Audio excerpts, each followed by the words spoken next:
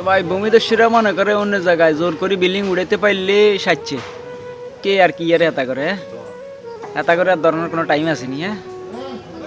বিষয়টা কি এরকম নি যে ভূমিদস্যুরা মনে করেন অন্য জায়গা জবরদখল করি বিল্ডিং উড়াইবো উড়াইলে এতা করে মনে করেন ছাড়াই যাবো গা আইন আইনের গতিতে চলে।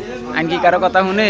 হ্যাঁ, যে দেশের প্রধানমন্ত্রী জেল খাটল লাগে এই দেশে মনে করেন এই ভূমিদস্যু এ করে মনে করেন আইনের আওতায় আননটা কোনো ব্যাপার না, ওয়ান টাইম বুঝেননি।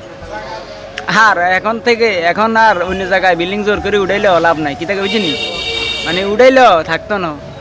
এটা কোর্টের অর্ডার হইলে ভাঙিয়ে লেবে কি থেকে বুঝিনি ভূমিদস্যুরা ভালো থাকে না।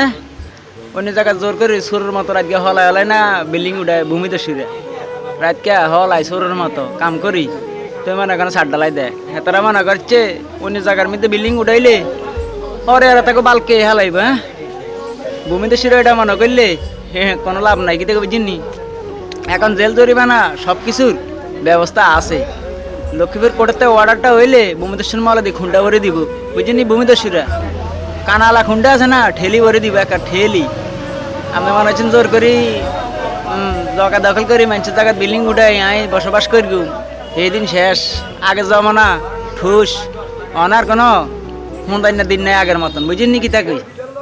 ভূমিদস্যুরা হুন্দানি খাইবে না রে ব্যাকে আসবো যে তার বিল্ডিং উঠছে হাতে ব্যাকের আগে কাইনবো চোখা নিদি কাইনবো কাঁদা রে কি কাঁদা কড়া কাঁদা।